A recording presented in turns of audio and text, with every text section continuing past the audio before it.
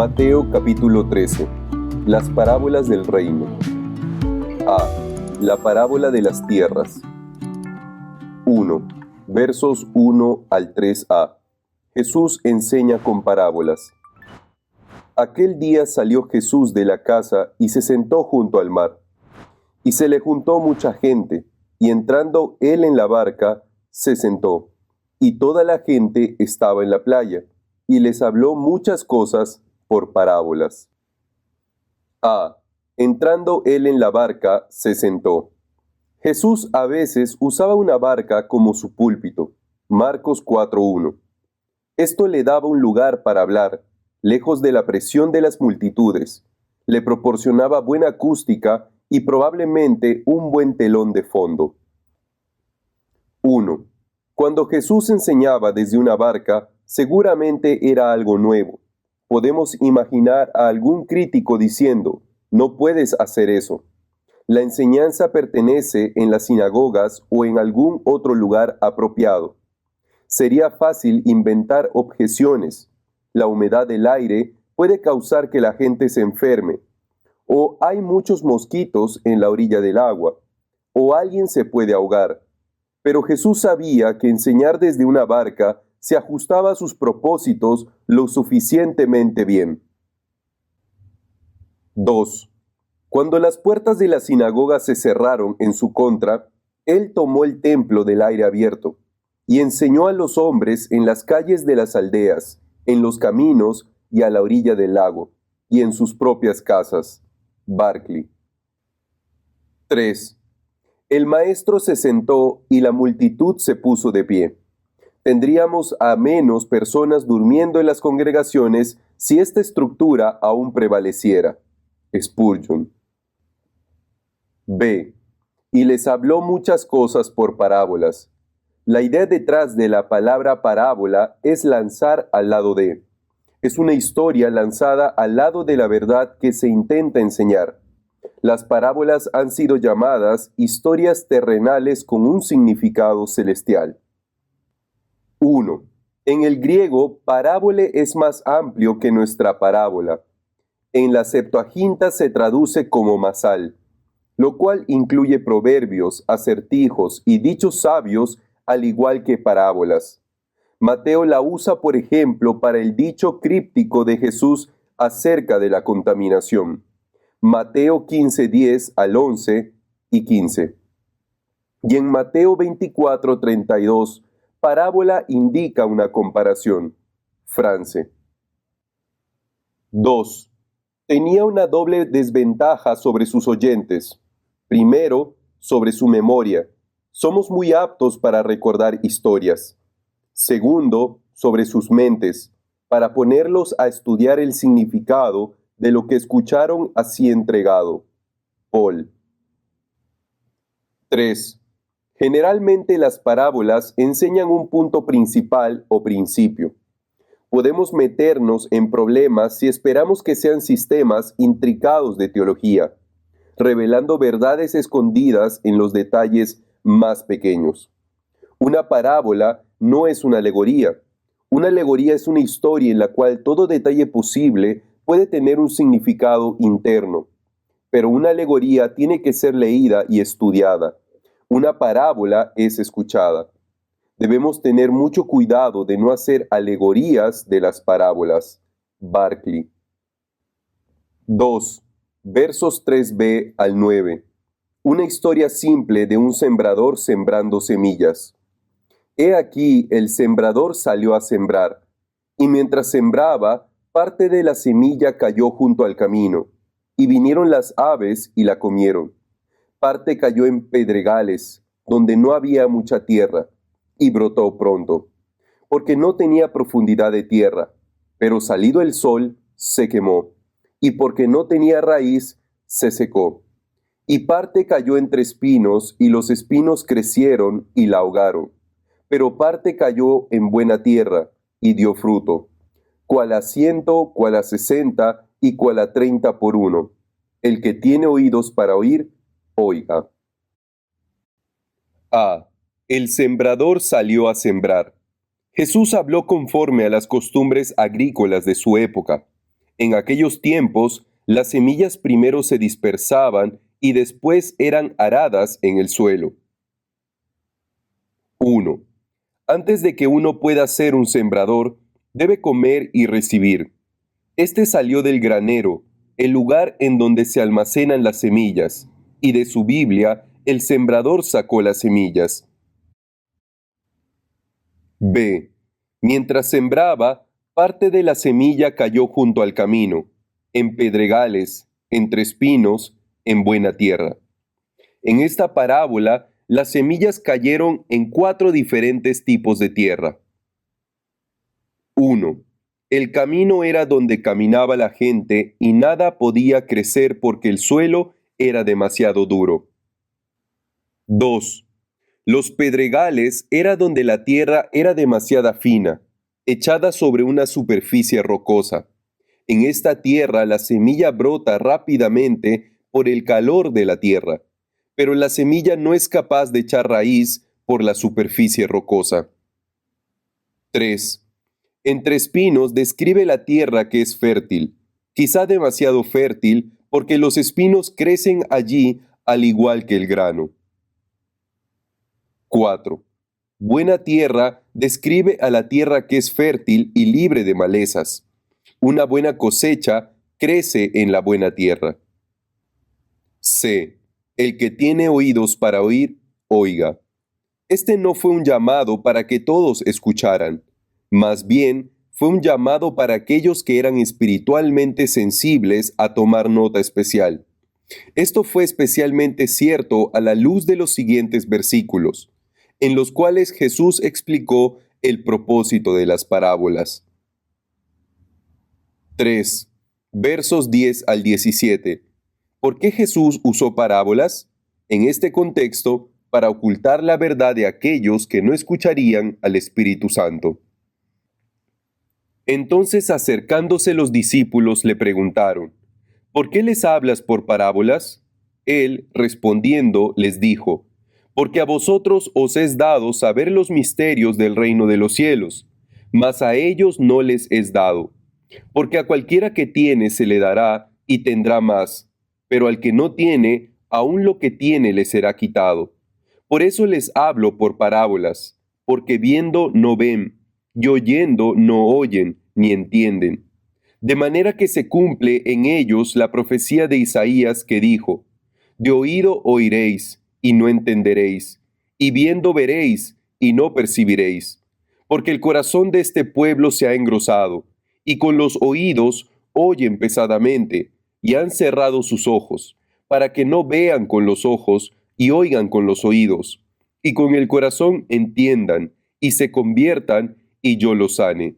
Pero bienaventurado vuestros ojos porque ven, y vuestros oídos porque oyen, porque de cierto os digo que muchos profetas y justos desearon ver lo que veis, y no lo vieron, y oír lo que oís, y no lo oyeron.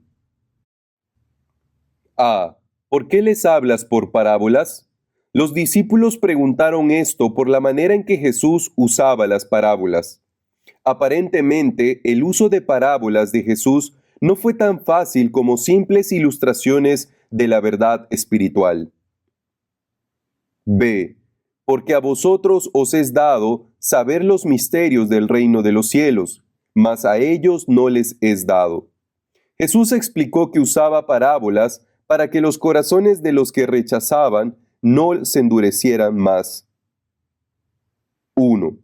El mismo sol que derrite la cera endurece el barro, y así el mismo evangelio que humilla el corazón honesto y lo guía al arrepentimiento, también puede endurecer el corazón del oyente deshonesto y confirmarlo en su camino de desobediencia. 2. La parábola oculta la verdad a aquellos que son o demasiado perezosos para pensar o demasiado cegados por prejuicios para ver. Pone la responsabilidad justa y directamente en el individuo. Revela la verdad al que desea verla. Le oculta la verdad al que no desea ver la verdad. Barclay. 3. Así las parábolas habladas a las multitudes no solo comparten información ni la ocultan, sino que retan a los oyentes. Carson. C. Porque a cualquiera que tiene se le dará, pero al que no tiene, aún lo que tiene le será quitado. La idea es que aquel que está abierto y sensible a la verdad espiritual, más se le dará a través de las parábolas. Pero al que no está abierto, que no tiene, éste terminará en una condición aún peor. 1. La vida es siempre un proceso de obtener o perder más, porque la debilidad, igual que la fuerza, sigue aumentando. Barclay. D. Por eso les hablo por parábolas, porque viendo no ven, y oyendo no oyen, ni entienden. En este sentido, las parábolas de Jesús no eran ilustraciones que hacían claro las cosas difíciles para todos. Era una manera de presentar el mensaje de Dios para que los que eran espiritualmente sensibles pudieran entender. Pero los endurecidos solo escucharían una historia sin amontonar condena adicional por rechazar la palabra de Dios. 1. Las parábolas son un ejemplo de la misericordia de Dios hacia los endurecidos. Las parábolas fueron dadas en el contexto del rechazo de los líderes judíos de Jesús y su obra. En este sentido, fueron ejemplos de misericordia dada a los que no la merecían. Se cumple en ellos la profecía de Isaías. Por hablar en parábolas, Jesús también cumplió la profecía de Isaías, hablando de una manera que los endurecidos oirían sin oír y verían sin ver. 1. El corazón de este pueblo se ha engrosado, es más literalmente engordado. Un corazón gordo es una plaga temible. Ninguno cuyo corazón sea engordado puede deleitarse en la ley de Dios. Trapp. 2. Realmente no vieron lo que vieron, ni oyeron lo que oyeron. Cuanto más clara la enseñanza, lo menos que entendieron. Spurgeon. F. Pero bienaventurados vuestros ojos, porque ven, y vuestros oídos, porque oyen. En luz de esto, los que sí entienden las parábolas de Jesús son verdaderamente bienaventurados. No solo obtienen el beneficio de la verdad espiritual que está siendo ilustrada, sino que también muestra alguna medida de sensibilidad al Espíritu Santo. 1. Ustedes que están bajo el Evangelio, se les hace saber lo que los mejores y mayores bajo la ley no pudieron descubrir. El día más breve del verano dura más que el día más largo del invierno. Spurgeon. 4. Versos 18 al 23. Jesús explica la parábola del sembrador. Cada tierra representa una de las 4 respuestas a la palabra del reino. Oíd pues vosotros la parábola del sembrador. Cuando alguno oye la palabra del reino y no la entiende, viene el malo y arrebata lo que fue sembrado en su corazón. Este es el que fue sembrado junto al camino.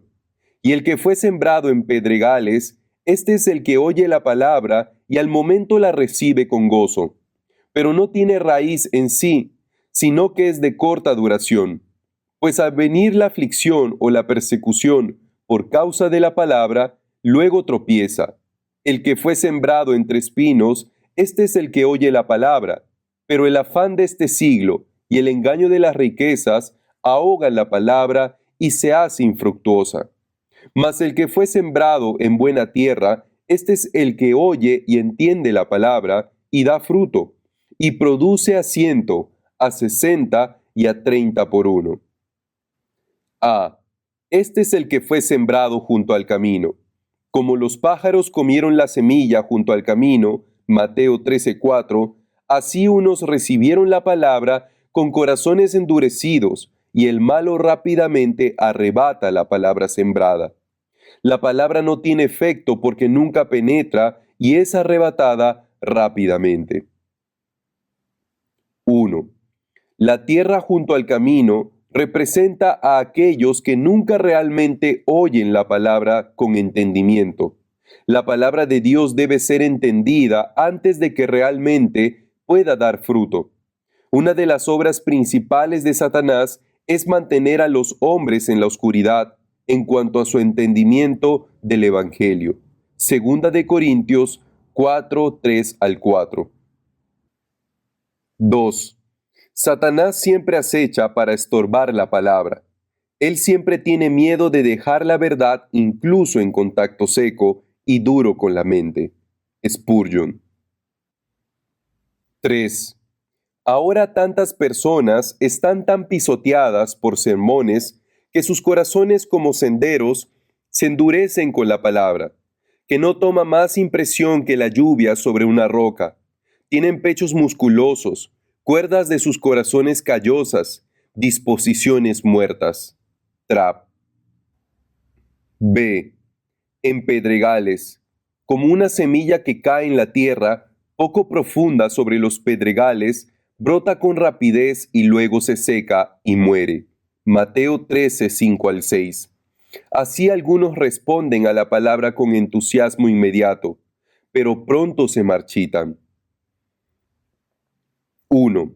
Esta tierra representa a aquellos que reciben la palabra con entusiasmo, pero su vida no dura mucho, porque no están dispuestos a soportar la aflicción o la persecución por causa de la palabra. 2. Spurgeon hizo un buen punto. Quiero que entiendan claramente que la falla no se debió a la rapidez de su supuesta conversión. Muchas conversiones repentinas han estado entre las mejores que han sucedido. El problema no era su repentino crecimiento, sino su falta de profundidad. 3. La aflicción es un término general por el sufrimiento que viene desde afuera. La persecución es infligida deliberadamente y usualmente implica un motivo religioso. Tropieza no es una pérdida gradual de interés, sino un colapso bajo presión. France. C. Entre espinos. Como las semillas crecían y los espinos pronto las ahogaron. Mateo 13:7. Así algunos responden a la palabra y crecen por un tiempo, pero son ahogados y parados en su crecimiento espiritual por la competición de las cosas no espirituales. 1. Esta tierra representa un terreno fértil para la palabra, pero su tierra es demasiado fértil porque también hace crecer todo tipo de cosas que ahogan la palabra de Dios. Es decir, el afán de este siglo y el engaño de las riquezas ahogan la palabra. D. Buena tierra. Como semilla cayendo sobre buena tierra da fruto. Mateo 13:8. Así algunos responden correctamente a la palabra y dan fruto. 1. Esta tierra representa a los que reciben la palabra y da fruto en su tierra en diferentes cantidades. Produce a 100, a 60 y a 30 por uno, aunque cada una tiene una cosecha generosa. Oíd pues vosotros la parábola del sembrador. Nos beneficia ver partes de nosotros mismos en las 4 tierras.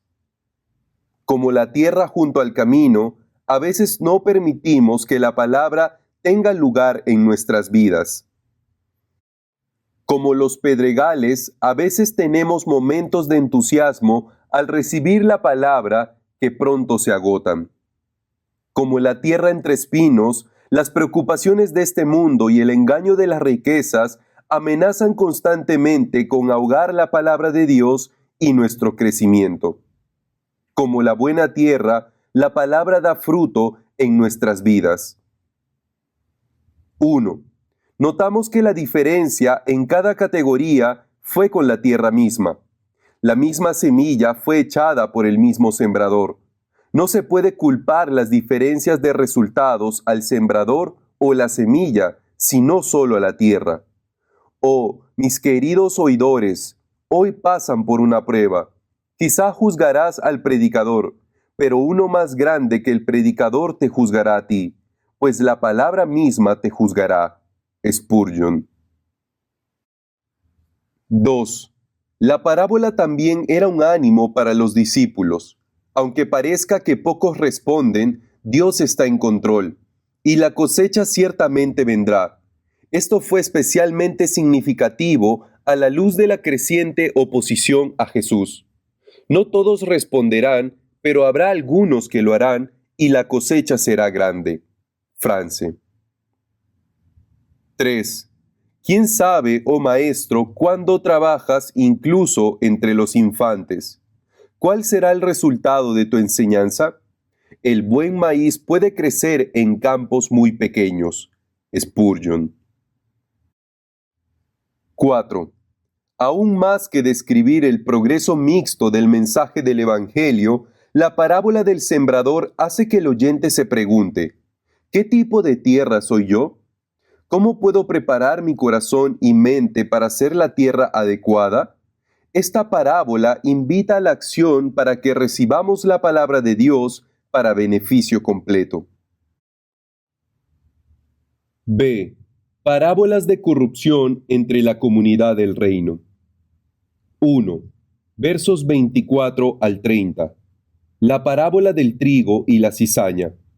Les refirió otra parábola diciendo, el reino de los cielos es semejante a un hombre que sembró buena semilla en su campo. Pero mientras dormían los hombres, vino su enemigo y sembró cizaña entre el trigo y se fue. Y cuando salió la hierba y dio fruto, entonces apareció también la cizaña. Vinieron entonces los siervos del padre de familia y le dijeron, Señor, ¿no sembraste buena semilla en tu campo? ¿De dónde pues tienes cizaña? Él les dijo, un enemigo ha hecho esto. Y los siervos le dijeron, ¿quieres pues que vayamos y la arranquemos? Él les dijo, no, no sea que al arrancar la cizaña, arranquéis también con ella el trigo. Dejad crecer juntamente lo uno y lo otro hasta la siega. Y al tiempo de la siega, yo diré a los segadores, recoged primero la cizaña y atadla en manojos para quemarla, pero recoged el trigo en mi granero. A. Vino su enemigo y sembró cizaña entre el trigo. Esta parábola describe la hazaña de un enemigo quien intentó destruir el trabajo del hombre que sembró buena semilla en su campo. El propósito del enemigo al sembrar cizaña entre el trigo era destruir el trigo. Pero el agricultor sabio no dejaría triunfar al enemigo. En vez de eso, el agricultor decidió solucionar el problema en el tiempo de la cosecha. 1. Notamos que esta parábola describe claramente la corrupción entre el pueblo de Dios. Igual que en la parábola anterior, el fruto o trigo representa al pueblo de Dios. Es traída cierta influencia corruptora y una influencia que puede parecer genuina, aun como la cizaña puede parecerse al trigo. 2. La cizaña es una planta venenosa familiar al trigo que es prácticamente indistinguible de él hasta que se forman las espigas. France. B. No sea que al arrancar la cizaña, arranquéis también con ella el trigo. Con el interés de preservar y proteger al trigo, el granjero sabio no separó la cizaña del trigo hasta la hora de la cosecha. 1. El agricultor sabio reconoció que la respuesta para el problema de la cizaña entre el trigo solo vendría al final de la cosecha. 2. Sabiendo la explicación de esta parábola como se explica en Mateo 13, 36 al 43, entendemos por qué Jesús la dijo justo después de explicar la parábola del sembrador, especialmente con la semilla que creció entre espinos. Pero quizás se pregunte uno si el pueblo del Mesías debe separar inmediatamente el grano de la hierba mala, y esta parábola contesta la pregunta con un negativo. Habrá un retraso de la separación hasta la cosecha. Carson. 2. Versos 31 al 32. La parábola de la semilla de mostaza. Otra parábola les refirió diciendo, el reino de los cielos es semejante al grano de mostaza que un hombre tomó y sembró en su campo, el cual a la verdad es la más pequeña de todas las semillas, pero cuando ha crecido es la mayor de las hortalizas y se hace árbol, de tal manera que vienen las aves del cielo y hacen nidos en sus ramas. A. El reino de los cielos es semejante al grano de mostaza. Cuando ha crecido, es la mayor de las hortalizas y se hace árbol. Algunos, o incluso la mayoría, consideran esto como una descripción del crecimiento y dominio eventual de la Iglesia, la comunidad del reino. Pero a la luz de la parábola misma y del contexto de las parábolas, tanto antes como después, esto debe considerarse como otra descripción de la corrupción en la comunidad del reino, tal como describió la parábola previa del trigo y la cizaña. Mateo 13, 24 al 30. 1. Adam Clarke es un buen ejemplo de alguien con la opinión de la mayoría sobre el significado de esta parábola y la siguiente. Ambas parábolas son proféticas y eran para mostrar principalmente cómo, desde muy pequeños comienzos, el Evangelio de Cristo debería difundirse a todas las naciones del mundo y llenarlas de justicia y santidad verdadera. B. Cuando ha crecido, es la mayor de las hortalizas y se hace árbol, de tal manera que vienen las aves del cielo y hacen nidos en sus ramas. Otra vez, muchos o incluso la mayoría consideran esto como una hermosa imagen de la iglesia creciendo a ser tan grande que provee refugio para todo el mundo. Pero esta planta de grano de mostaza creció de forma normal y alberga aves que en las parábolas previas eran emisarios de Satanás. Mateo 13:4, 13:19. 1. Se hace árbol.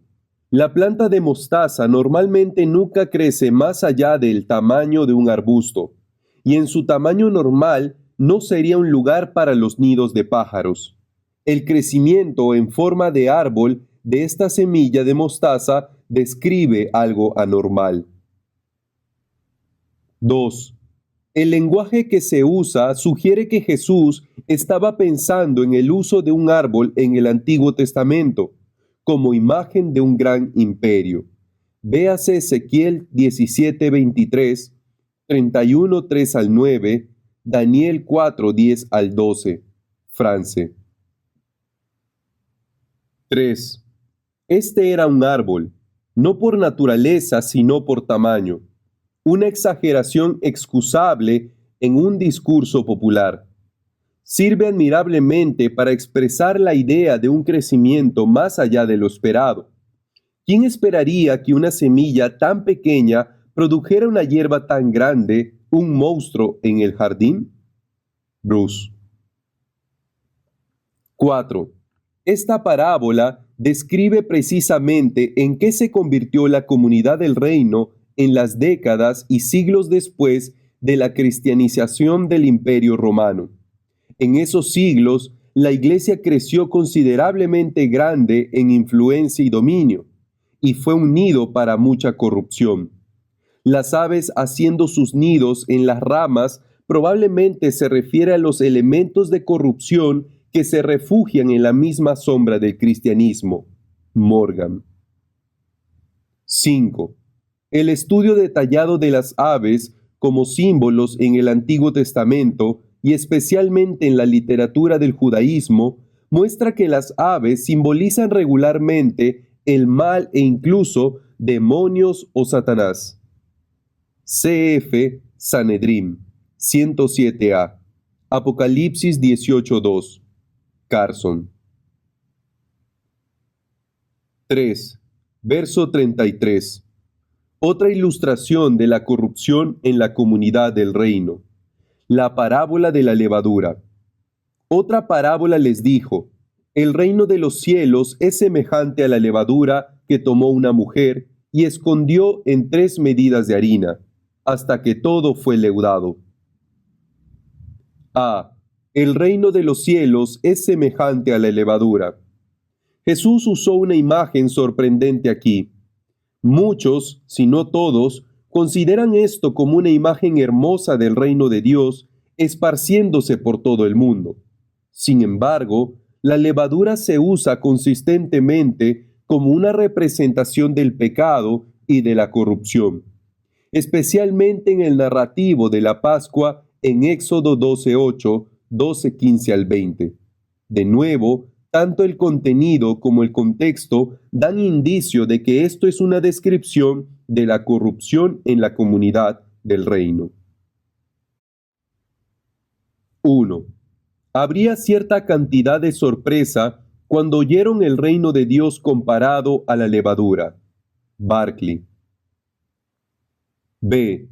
La levadura que tomó una mujer y escondió en 3 medidas de harina hasta que todo fue leudado. Esto era una cantidad inusualmente grande de harina.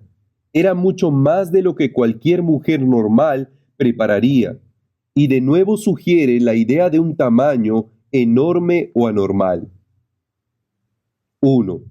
3 medidas de harina serían unos 40 litros, lo que produciría suficiente pan para una comida para 100 personas. Una preparación impresionante para una mujer común. France. C. Escondió en. La idea de esconder la levadura en 3 medidas de harina habría ofendido a cualquier judío observante. Seguramente, esto no es una imagen de la iglesia poco a poco influenciando al mundo entero para bien. Más bien, en el contexto de la oposición creciente a su obra, Jesús anunció que su comunidad del reino también sería amenazada por la corrupción y la impureza. 1. G. Campbell Morgan escribió que la levadura representa influencias paganas introducidas en la iglesia. 4. Versos 34 al 35. La enseñanza de Jesús en parábolas es un cumplimiento de profecía. Todo esto habló Jesús por parábolas a la gente y sin parábolas no les hablaba, para que se cumpliese lo dicho por el profeta cuando dijo: abriré en parábolas mi boca, declararé cosas escondidas desde la fundación del mundo. A. Sin parábolas no les hablaba. Esto no significa que Jesús nunca, en todas sus enseñanzas y ministerio de predicación, habló de manera que no fueran parábolas. Describe este periodo particular del ministerio de Jesús, nuevamente en el contexto de la creciente oposición de los líderes judíos. 1. Implicando que esta era la costumbre constante de Jesús, las parábolas eran una parte esencial de su ministerio hablado. Carson. B. Abriré en parábolas mi boca. Otra razón por la cual Jesús enseñó de la comunidad del reino por parábolas es porque la iglesia misma era parte de las cosas escondidas desde la fundación del mundo, y no se revelaría completamente hasta después. C. Escondidas desde la fundación del mundo. Después Pablo expresa esta misma idea acerca de la iglesia en Efesios 3, 4 al 11. 5. Versos 36 al 43. Jesús explica la parábola del trigo y la cizaña. Entonces, despedida la gente, entró Jesús en la casa, y acercándose a él sus discípulos le dijeron: explícanos la parábola de la cizaña del campo. Respondiendo él les dijo: el que siembra la buena semilla es el Hijo del Hombre. El campo es el mundo. La buena semilla son los hijos del reino, y las cizañas son los hijos del malo. El enemigo que la sembró es el diablo. La siega es el fin del siglo, y los segadores son los ángeles. De manera que como se arranca la cizaña y se quema en el fuego, así será en el fin de este siglo. Enviará el Hijo del Hombre a sus ángeles, y recogerán de su reino a todos los que sirven de tropiezo, y a los que hacen iniquidad, y los echarán en el horno de fuego. Allí será el lloro y el crujir de dientes. Entonces los justos resplandecerán como el sol en el reino de su Padre. El que tiene oídos para oír, oiga. A. Explícanos la parábola de la cizaña del campo. En su explicación, Jesús hace claro que representaba cada una de las diferentes figuras de la parábola. El campo representa al mundo. La buena semilla representa el pueblo verdadero de Dios, los hijos del reino. La cizaña representa los falsos creyentes en el mundo, los hijos del malo, quienes, como cizaña entre el trigo, superficialmente pueden parecerse al pueblo verdadero de Dios. 1. En esto vemos que la parábola de la cizaña cambia los personajes un poco de la parábola de las tierras. Mateo 13, 3 al 9, 13, 18 al 23. En la parábola de las tierras, la semilla representaba la palabra de Dios. Aquí representa a los verdaderos creyentes. El propósito de las parábolas es completamente diferente. La parábola de las tierras muestra cómo los hombres reciben y responden a la palabra de Dios. Y la parábola de la cizaña del campo muestra cómo Dios separará a su pueblo verdadero de los falsos creyentes en el fin de este siglo. 2. Satanás tiene un brote de iniquidad por cada brote de gracia, y cuando Dios reactiva su trabajo, Satanás también reactiva el suyo. Clark. 3. Esta parábola enseña poderosamente que es el trabajo de Dios dividir en juicio. Los magistrados y las iglesias pueden remover a los que son abiertamente malos de su sociedad, pero los que se ven buenos por fuera y por dentro inútiles deben dejar, porque juzgar los corazones está fuera de su área de autoridad. Spurgeon. 4. Jesús anunció el reino de Dios, y esto hizo que muchos de sus oyentes esperaran una disrupción cataclísmica de la sociedad, una división inmediata y absoluta entre los hijos de la luz y los hijos de las tinieblas. La parábola fue dirigida primordialmente hacia esta impaciencia. France. B. El campo es el mundo. Significativamente, esta parábola ilustra no necesariamente que habrá falsos creyentes en la iglesia, aunque eso también es cierto hasta cierto punto. Si no, Jesús habría dicho que el campo es la iglesia, pero él dijo cuidadosamente que el campo es el mundo. 1. De mayor importancia en la historia de la iglesia ha sido la opinión de que esto realmente significa que el campo es la iglesia. El punto de vista fue asumido por muchos de los padres antiguos de la iglesia, y la tendencia a interpretar la parábola de esa manera fue reforzada por el asentamiento de Constantino. Agustín hizo oficial la interpretación en su lucha contra los donatistas. La mayoría de los reformadores protestantes pensaron de manera igual. Carson. 2. Pero el punto es claro, tanto en el mundo como en la comunidad del reino. Al final, no es el trabajo de la iglesia escudriñar para encontrar a aquellos que aparentan ser cristianos, pero en realidad no lo son. Es el trabajo de Dios al fin de este siglo. 3. Mientras que el pueblo de Dios todavía esté en este mundo, el campo, habrá incrédulos entre ellos. Pero no debería ser porque el pueblo de Dios recibe a los incrédulos como si fueran creyentes, ignorando las creencias o la conducta de los creyentes profesos. 4. Hay significado adicional en decir, el campo es el mundo, en vez de, el campo es Israel. Esta declaración breve presupone una misión más allá de Israel. Carson. C. El enemigo que la sembró es el diablo.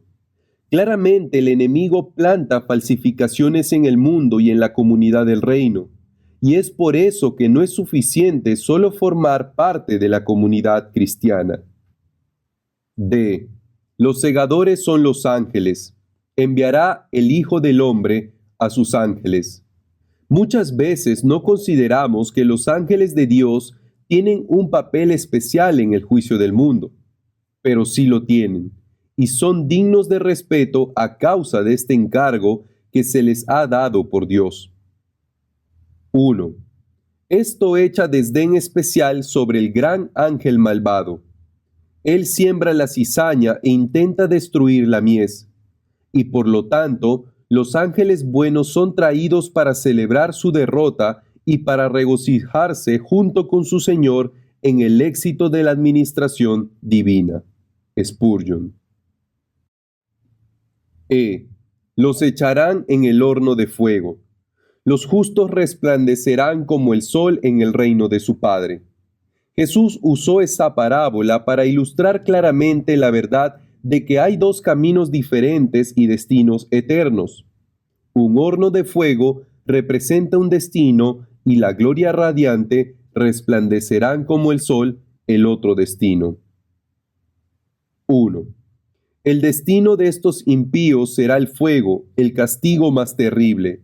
Pero esto no los aniquilará, porque demostrarán los indicios más seguros de una fuerte aflicción viviente, el lloro y crujir de dientes. Spurgeon. 2. El trigo entra en el granero de Dios desde cada rincón del mundo, desde todo nivel de la sociedad, desde cada época de la iglesia de Dios. La única cosa que tienen en común es que fueron sembrados por el Señor por la buena semilla de su palabra. C. Más parábolas acerca del reino. 1. Verso 44. La parábola del tesoro escondido. Además, el reino de los cielos es semejante a un tesoro escondido en un campo, el cual un hombre halla y lo esconde de nuevo, y gozoso por ella va, y vende todo lo que tiene, y compra aquel campo. A. El reino de los cielos es semejante a un tesoro escondido en un campo. El campo es el mundo, pero el hombre no representa al creyente, porque no tenemos nada con qué comparar este tesoro. En cambio, Jesús es el hombre quien dio todo lo que tenía para comprar el campo. 1. Bajo la ley rabínica, si un obrero se encontraba un tesoro en el campo y lo sacaba, pertenecía a su amo, el dueño del campo. Pero aquí el hombre tiene cuidado de no sacar el tesoro hasta que haya comprado el campo. Carson. 2. Esta parábola y la siguiente son de carácter diferente en comparación con las tres anteriores. Las tres parábolas anteriores, la semilla y la cizaña, la semilla de mostaza y la levadura, cada una habló de corrupción en la comunidad del reino. Estas dos parábolas hablan de lo mucho que el rey valora al pueblo de su reino. B. Y gozoso por ello va, y vende todo lo que tiene, y compra aquel campo. El tesoro tan maravilloso por el cual Jesús daría todo para comprar es el creyente individual. Esto demuestra poderosamente que Jesús dio todo para redimir al mundo entero, para preservar un tesoro dentro de él, y el tesoro es su pueblo. 1. El descubrimiento del tesoro parece ser por casualidad. En una tierra tan devastada como Palestina, muchas personas sin duda enterraban sus tesoros, pero el hecho de encontrarse un tesoro pasaría una vez en 1000 vidas.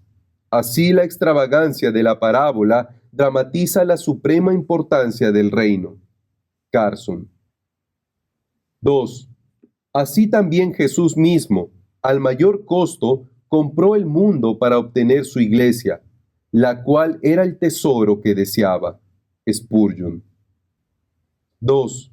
Versos 45 al 46. La parábola de la perla de gran precio. También el reino de los cielos es semejante a un mercader, que buscó buenas perlas, pero que habiendo hallado una perla preciosa, fue y vendió todo lo que tenía y la compró. A. El reino de los cielos es semejante a un mercader que busca buenas perlas. Nuevamente, Jesús es el comprador y el creyente individual es la perla que considera tan valiosa que felizmente daría todo para tenerla para siempre. 1. Para los pueblos antiguos, como hemos visto, una perla era la más bella de todas las posesiones. Eso significa que el reino de los cielos es la cosa más bella de todo el mundo. Barclay. B. Una perla preciosa. Parece una locura que un mercader venda todo lo que tenía por una perla, pero este mercader valió la pena. Eso demuestra cuánto valoraba a esta perla preciosa y cuánto valora Jesús a su pueblo. 3. Versos 47 al 50. La parábola de la red. Asimismo, el reino de los cielos es semejante a una red, que echada en el mar recoge toda clase de peces, y una vez llena la sacan a la orilla, y sentados recogen lo bueno en cestas y lo malo echan fuera. Así será el fin del siglo. Saldrán los ángeles y apartarán a los malos de entre los justos y los echarán en el horno de fuego. Allí será el lloro y el crujir de dientes. A. El reino de los cielos es semejante a una red. Jesús demuestra que el mundo seguirá dividido hasta el final y la iglesia no reformará el mundo, inaugurando el reino. B. Así será al fin del siglo. Habrá ambos, malos y justos, hasta el fin del siglo, como también fue demostrado en la parábola anterior del trigo y la cizaña. En ese tiempo saldrán los ángeles y asistirán al rey en la obra de juicio, enviando a unos en el horno de fuego para el juicio final. 1. La referencia como en las cizañas no es principalmente a una iglesia mixta, sino a la división entre la humanidad en general que el juicio final sacará a la luz. France. 4. Versos 51 al 52. Los discípulos reclaman entender las parábolas de Jesús. Jesús les dijo, ¿habéis entendido todas estas cosas? Ellos respondieron, sí, Señor. Él les dijo, por eso todo escriba docto en el reino de los cielos es semejante a un padre de familia, que saca de sus tesoros cosas nuevas y cosas viejas. Ellos respondieron, sí, Señor. Nos preguntamos si los discípulos realmente entendieron a Jesús aquí. Sin embargo, Jesús no negó su declaración de entender. 1. Suponiendo que los discípulos sí entendieron, tenían una ventaja sobre muchos entre las multitudes. La multitud se fue, así como muchas personas se van de los sermones, sin ser más sabios, sin entender lo que habían escuchado y sin preocuparse por entenderlo. Paul. B. Todo escriba docto en el reino de los cielos. Jesús dijo que todo aquel que realmente conoce la palabra de Dios sabrá lo viejo y aprenderá lo nuevo del reino. Él no está cansado de lo viejo, no teme lo nuevo. Spurgeon. 1. Todo escriba. Jesús usó este término simplemente para describir a un maestro. Los escribas entre los judíos no eran solo funcionarios, que eran empleados en la escritura, sino maestros de la ley. Tal fue Esdras. Esdras 7:6. Paul. 2. La idea principal es que los discípulos, quienes acaban de asegurar entender lo que Jesús enseñaba, ahora eran responsables de llevar lo que habían aprendido a otros, como si estuvieran distribuyendo del almacén de su sabiduría y entendimiento. Este almacén contiene cosas nuevas y cosas viejas. 3. Después de que has sido instruido por mí, tienes el conocimiento, no solamente de las cosas que ya sabías, sino de las cosas que antes no conocías. Y aún el conocimiento que ya tenías es iluminado por lo que te he dicho. Barclay. 4. Una pequeña porción de conocimiento no es suficiente para un predicador del Evangelio. Las escrituras sagradas deben ser su tesoro y debe entenderlas adecuadamente. Su conocimiento consiste en estar bien instruido en las cosas relacionadas con el reino de los cielos y el arte de dirigir a los hombres allí. Clark. 5. Los ministros del Evangelio no deberían ser novicios. Primera de Timoteo 3:6. Hombres novatos e ignorantes, pero hombres poderosos en las Escrituras, bien familiarizados con las Escrituras del Nuevo y Antiguo Testamento, y el sentido de ellos. Hombres que tienen una reserva de conocimiento espiritual, hábiles y listos para dar palabra a los cansados, y para hablar a hombres y mujeres sobre sus casos y preguntas particulares. Paul. D. Más rechazo. Jesús es rechazado en Nazaret. 1. Versos 53 al 56. El pueblo de Nazaret está sorprendido que uno de ellos pudiera creer y hacer tales cosas espectaculares. Aconteció que cuando terminó Jesús estas parábolas, se fue de allí, y venido a su tierra, le enseñaba en la sinagoga de ellos, de tal manera que se maravillaban y decían: ¿de dónde tiene esta sabiduría y estos milagros? ¿No es este el hijo del carpintero? ¿No se llama su madre María y sus hermanos Jacobo, José, Simón y Judas? ¿No están todas sus hermanas con nosotros? ¿De dónde pues tiene todas estas cosas? A. ¿De dónde tiene esta sabiduría y estos milagros? ¿No es este el hijo del carpintero? Ya que estos aldeanos estaban familiarizados con Jesús cuando era niño y acostumbrados a cosas no muy espectaculares de él, podemos concluir que Jesús debe haber crecido como un niño muy normal, no como en las historias ficticias dichas en libros proféticos como la infancia de Jesús. 1. ¿No es este el hijo del carpintero? Esta pregunta fue hecha por prejuicio ignorante. Sin embargo, también puede ser preguntada por apreciación profunda por el hecho de que el Hijo de Dios tomó en un lugar tan noble y bajo. 2. Justino Mártir, un antiguo escritor, testifica que nuestro Salvador, antes de que empezara el ministerio, hizo arados, yugos, etc. ¿Pero no fue esta una ocupación honesta? Trapp. 3. Julián el apóstata, como es llamado, una vez le preguntó a un cierto cristiano: ¿qué piensas que el hijo del carpintero está haciendo ahora?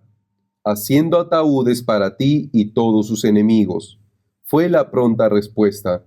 Spurgeon. B. Sus hermanos Jacobo, José, Simón y Judas. Jesús simplemente tenía muchos hermanos y hermanas. La idea católica romana de la virginidad perpetua de María está en contradicción con el significado claro de la Biblia. 1. Es la mera cotidianeidad del pasado familiar de Jesús que causa asombro. Juan 6:42. France. 2. Esta pregunta insultante parece indicar que la familia de nuestro Salvador era muy oscura y que eran de poca reputación entre sus vecinos, excepto por su piedad. Clark. 3. La gente trae el mismo cargo contra Jesús hoy en día. Veo a esos que están asociados con él y parecen humildes o muy normales. Jesús de seguro tampoco es especial. C. ¿De dónde pues tiene todas estas cosas? Su recepción de Jesús no fue acogedora ni amigable. Ellos hablan escépticamente y se refieren a él solamente como éste. 2. Versos 57 al 58. un profeta sin honor. Y se escandalizaban de él. Pero Jesús les dijo, no hay profeta sin honra, sino en su propia tierra y en su casa. Y no hizo allí muchos milagros a causa de la incredulidad de ellos. Y se escandalizaban de él. Cuando pensamos cuán fuertemente Jesús es identificado con Nazaret, leer Mateo 2:23, es aún más sorprendente notar que el pueblo de Nazaret no lo apreciaba. El éxito y la gloria de Jesús parecía solamente hacerlos más resentidos hacia él. B. No hay profeta sin honra, sino en su propia tierra y en su casa. A menudo tenemos ideas incorrectas acerca de lo que significa ser espiritual. Pensamos que las personas espirituales serán mucho más extrañas de lo normal. Por lo tanto, las personas más cercanas a las personas verdaderamente espirituales ven cuán normales son y a veces piensan que no son espirituales porque son normales. C. Y no hizo allí muchos milagros a causa de la incredulidad de ellos. Es verdaderamente notable que Jesús fue, de alguna manera, limitado por la incredulidad de ellos. Mientras Dios elija trabajar en representación con la agencia humana, desarrollando nuestra capacidad de asociarnos con Él, nuestra incredulidad puede obstaculizar la obra de Dios. 1. El antiguo comentarista puritano John Trapp comentó aquí que la incredulidad era un pecado de esa naturaleza venenosa que trasfunde, por así decirlo, una parálisis muerta en manos de la omnipotencia.